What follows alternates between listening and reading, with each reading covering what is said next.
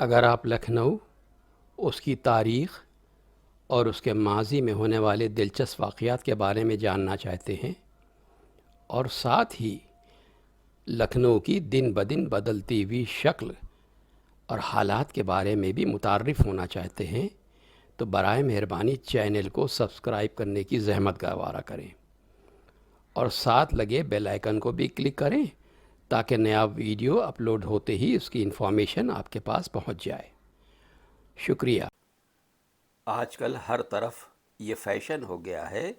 کہ قدیم لکھنؤ کی تہذیب و تمدن کی باتیں کی جاتی ہیں اور اس کی مثالیں دی جاتی ہیں، طرح طرح کی کانفرنسز ہوتی ہیں، لوگ لکھنؤ کی زندگی کے مختلف پہلوؤں پر طرح طرح کی کتابیں لکھ رہے ہیں، قصہ گو ہیں، داستان گو ہیں، شاعر ہیں اور مصنف ہیں۔ ہر طرف ایک طریقے سے ایک غلغلہ ہے کہ جس کو دیکھو وہ لکھنؤ کے اوپر اپنی بات کہنے کے لیے بے چین ہے اور اپنے اپنے انداز میں اپنے اپنے طریقے سے بیان کر رہا ہے۔ لیکن حقیقت یہ ہے کہ قدیم لکھنؤ کی جس تہذیب کی ہم بات کرتے ہیں اس کی سچائی یا اس کی اصلی تصویر کے بارے میں بہت کم ہی لوگ جانتے ہیں، کیونکہ وہ قدیم لکھنؤ کی تہذیب اپنی جگہ پر ایک ایسی حسین و جمیل اور پرکیف دنیا تھی اور جس کو شاہان اودھ کے دور اقتدار میں بسایا اور آباد کیا گیا تھا، اور حکمرانوں کی اس کی بنیاد کچھ ایسی ہنرمندی اور اتنے خلوص و انہماک سے رکھی گئی تھی کہ اودھ کے حکمرانوں کے آخری دور میں بھی اور اس کے ختم ہو جانے کے بعد، یعنی جب اودھ کی حکومت کو ایکسس کر لیا گیا، ایکسیشن ہو گیا اور انگریزوں کا قبضہ ہو گیا، اس کے باوجود بھی بہت برسوں تک وہ انداز، وہ طور طریقے اور وہ تہذیب برقرار رہی۔ کسی بھی معاشرے میں زندگی کے تمام پہلوؤں کے ساتھ ساتھ وہاں کے لوگوں کی گھر اور اس گھر کی بناوٹ اور گھر کے اندر کے حالات بہت ضروری ہوتے ہیں، لیکن لکھنؤ کچھ ایک ایسا شہر تھا، ایک ایسا مقام تھا جہاں پر اس معاملے میں بھی بالکل طور طریقے اور انداز بالکل فرق ہوا کرتا تھا۔ معاشرت میں دوسری چیزوں کے علاوہ مکان کا فرنیچر یعنی وہ سامان ہے جس سے مکان آراستہ کیے جاتے۔ قدیم دنوں میں آج کل کی سی میز کرسیاں نہیں تھیں، بلکہ خاص ہندوستانی اور اسلامی مذاق کا سامان تھا۔ مکانوں میں تختوں کے چوکے ہوتے، پلنگ ہوتے یا تختوں کے اوپر بچھانے کے لیے نازک اور خوشنما پلنگڑیاں ہوتی۔ غریبوں اور مڈل کلاس کے لوگوں کی یا حیثیت دار لوگوں کے یہاں بان کے پلنگ ہوتے اور عمرہ کے گھروں میں علی العموم نواڑ کے پلنگ ہوا کرتے تھے۔ نفیس طبع کے لوگوں کے گھروں کی یہ شان ہوتی کہ جھاڑو دی ہوئی ہو، دیواروں پر سفیدی پھری ہے، چھت پر اجلی سفید چھت گیری کھینچی ہوئی ہے جس کے چاروں طرف چنٹ دی ہوئی جھالر لٹک رہی ہے۔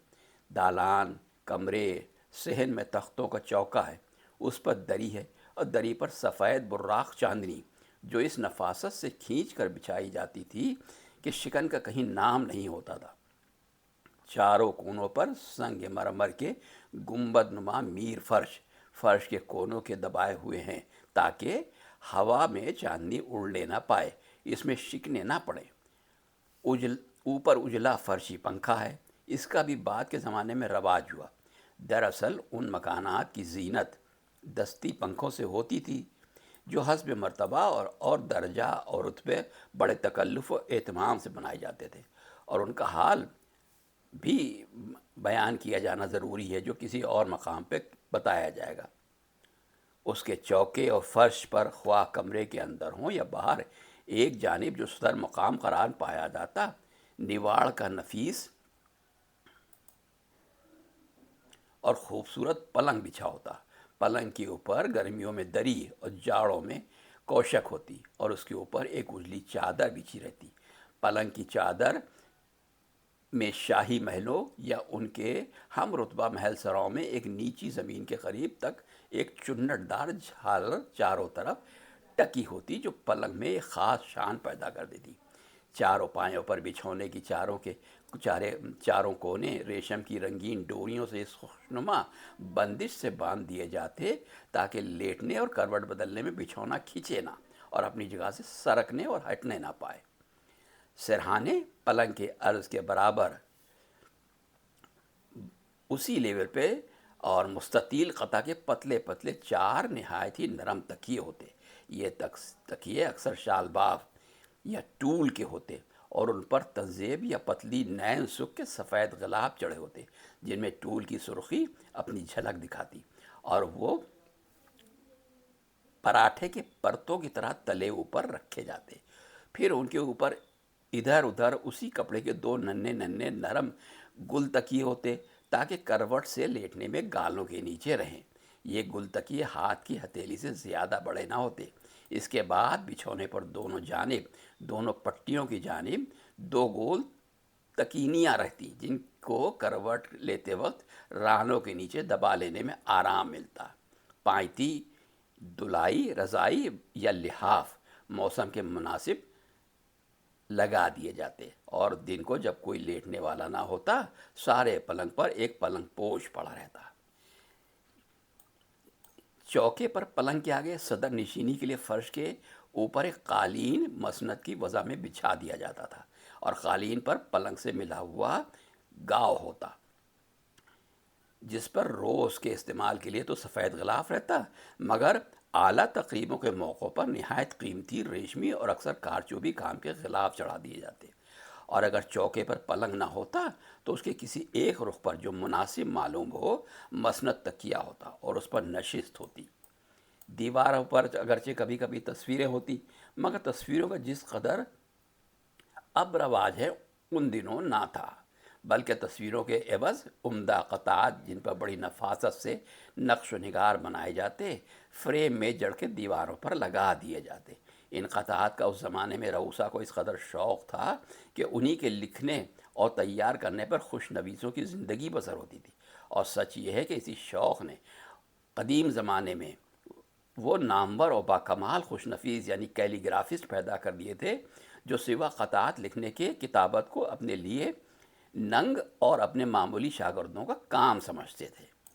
تختوں کے علاوہ صحن، ڈیوڑی اور دروازے کے باہر کی نشست کے لیے مونڈے ہوتے جو اگرچہ اب بھی کہیں کہیں نظر آ جاتے ہیں، مگر ان دنوں شریفوں کا کوئی گھرانہ ان سے خالی نہ تھا۔ یہ سیٹھے اور بانوں سے بنائے جاتے، اور جن گھروں میں ان کا زیادہ اہتمام ہوتا ان میں ان مونڈوں پر بکری کی خشک کھال جس پر بال موجود ہوتے چڑھا دی جاتی تھی۔ یہ مضبوطی کے لیے وہی بال دال چمڑی فقط ان کے کناروں پر چڑھا ہوتا۔ یہ مونڈے ان دنوں بڑی بکار آمد چیز تھے۔ عمرہ کے سوا جو زنانے اور مردانے دو مکان رکھتے تھے، عوام اور اکثر متوسط طبقے والے فقط ایک ہی مکان پر زندگی بسر کرتے۔ اب العموم کوشش کی جاتی ہے کہ ہر مکان میں دروازے کے پاس کوئی بیرونی کمرہ ضرور موجود ہو۔ ان دنوں اس کا چندہ خیال نہ تھا، بلکہ ڈیوڑی میں اور اس میں گنجائش نہ ہوتی تو دروازے کے باہر ہی مونڈے ڈال کے لوگ احباب سے ملتے اور اس میں کوئی مذائقہ نہ سمجھا جاتا۔ کمروں اور دالنوں کے اندر اکثر طاقوں پر خوشنمائی اور زیبائش کے لیے کاغذ کے گلدستے رکھ دیے جاتے۔ دالنوں کی محرابوں کے لیے عموماً پردے ضروری سمجھے جاتے تھے، مگر آج کل سیٹھوں، سرکھیوں یا ٹاٹ کے پردوں کا جو رواج ہے ان دنوں نہ تھا، بلکہ اس قسم کے پردے معیوب سمجھے جاتے تھے، اور ان کی جگہ طول یا جاجم کے روئی دار پردے تیار کرائے جاتے جو اکثر بندھے رہتے، فقط ضرورت کے اوقات میں کھول کر لٹکا دیے جاتے۔ زنانی محل سراؤں کے بیرونی دروازوں پر بھی اسی قسم کے پردے ہوتے جس کے پاس کوئی ماما یا کہاری اکثر کھڑی نظر آتی۔ اور یہ تھا ہمارے لکھنؤ کے لوگوں کا رہن سہن کا، گھر کا طریقہ۔ عام طور پر یہ انداز تقریباً ہر طبقے میں پایا جاتا تھا۔ ہاں یہ بات اور ہے کہ جو رؤسا اور عمرہ تھے ان کے یہاں سامان کی کوالٹی ذرا بہتر ہوتی تھی، بہتر کیا بلکہ قیمتی ہوتی تھی، اور ساز و سامان مہنگے سے مہنگا استعمال کیا جاتا تھا، لیکن کم حیثیت کے لوگ بھی اپنے گھروں میں بے پناہ صفائی اور پاکیزگی کا خیال رکھتے تھے۔ اور لکھنؤ کی گلیاں، جو کہ لکھنؤ شہر گلیوں کا شہر کہلاتا ہے، اور پورا شہر گلیوں میں ہی آباد تھا، وہ گلیاں بھی اپنی ایک الگ حیثیت رکھتی تھیں۔ ان گلیوں میں اس قدر کی صفائی ستھرائی اور روشنی کا اتنا بہترین انتظام رہتا تھا، اور تقریباً ہر گلی، ہر سڑک خوشبو سے معطر رہتی تھی، اور ہر گھر میں، ہر آنگن میں چمیلی اور بیلے کے پھولوں کے پیڑ، انار کے پیڑ، انجیر کے پیڑ، اور طرح طرح کے خوشبودار پھولوں کے درخت لگے ہوتے تھے، جس سے کہ پورا گھر، محلہ اور سڑکیں تک خوشبو سے تر بتر رہتی تھیں۔ اب یہ سب کچھ دیکھنے میں نہیں آتا، اب تو گھر کیا ہیں، گویا کانکریٹ کی اونچی اونچی عمارتیں ہیں، اور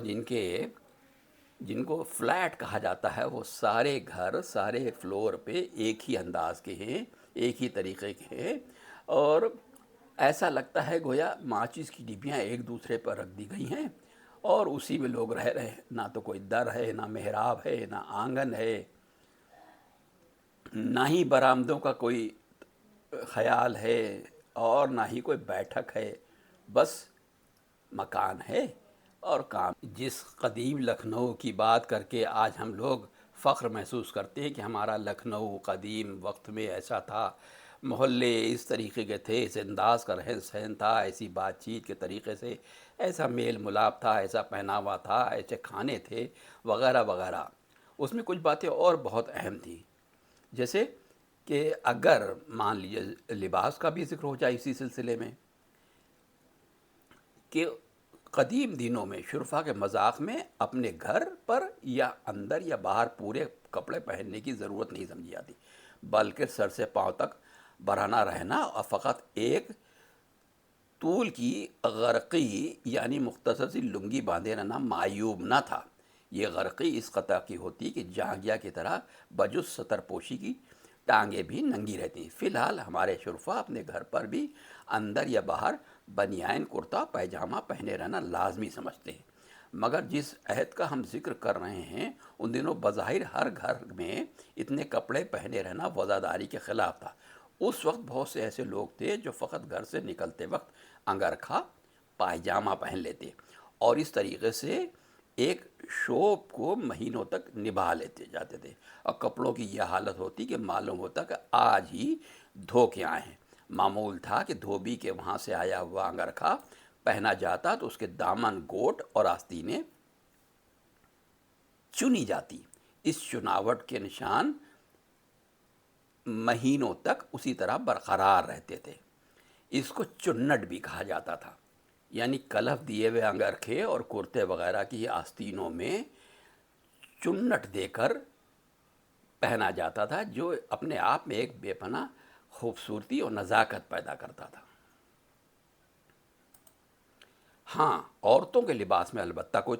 فرق نہ آتا، وہ اپنے گھر میں اتنے ہی کپڑے پہنے رہتی جتنے کہیں مہمان جانے میں پہنتی۔ یہ اور بات ہے کہ آنے جانے کا جوڑا بھاری اور قیمتی ہوتا تھا، اور گھر میں پہننے کا معمولی۔ کسی کے وہاں مہمان جانے کی صورت میں مرد عورت دونوں عمدہ اور نفیس اور بھاری پوشاکیں پہن کے جاتے، اور لباس کی عمدگی کی وجہ سے مردانی اور زنانی دونوں صحبتیں بہت صاف ستھری اور بارونق رہتی تھیں۔ اب لکھنؤ ہی کیا، ہمارے ملک کا تقریباً یہی ایک رواج ہو گیا ہے کہ لوگ کچھ بھی کیسے بھی پہن کر باہر میدان میں، بازار میں مہمانداری میں جا سکتے ہیں۔ ہاں، شادی بیاہ کے موقع پہ ضرور اس بات کا خیال رکھا جاتا ہے کہ اپنے بہترین لباس میں جائیں، ورنہ عام طور پر ایک اور چیز چل گئی ہے جسے باکسر شارٹ کہتے ہیں۔ یہاں لکھنؤ میں بھی اکثر آپ لوگوں کو گھر سے نکلے اور باکسر شارٹ پہنے ہوئے ہیں، اور موٹر سائیکل میں ہیں یا کار سے جا رہے ہیں، کہیں بھی اترے اور پیروں میں ان کے ہوائی چپل ہے، اور بڑی سی بڑی دکان میں چلے گئے، بازار چلے گئے، مہمانداری میں چلے گئے، کوئی فرق نہیں پڑتا۔ وہ انداز اب غائب، ختم، کچھ نہیں، نہ تو آنکھوں کو وہ سکون ملتا، نہ ہی مزاجوں میں وہ نفاست اور نزاکت نظر آتی۔